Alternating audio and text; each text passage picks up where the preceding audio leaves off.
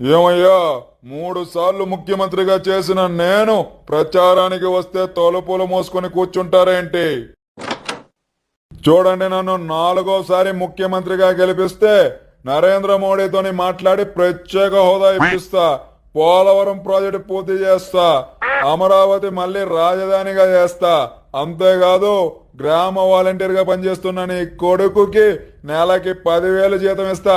సరేనా? చాలే ఆపబోయ్యా, సిగ్గు నీకైనా ఉండాలి, లేకపోతే అచ్చల్లా డబ్బులు తీసుకుని నీ పక్కన తిరుగుతున్న పావులగడికైనా ఉండాలి. 40 ఏళ్ళు రాజకీయాల్లో ఉండి 3 సార్లు సీఎం గా చేసినా కూడా సింగిల్ గా పోటీ చేసే దమ్ము లేక ఎంత మందిని వెంట పెట్టుకుని తిరుగుతున్నావు. నీది ఓ బతికేనా? గతంలో కూడా ఇలాగే చెప్పావు, ఇంటికో ఉద్యోగం ఇప్పిస్తానన్నావు, రుణం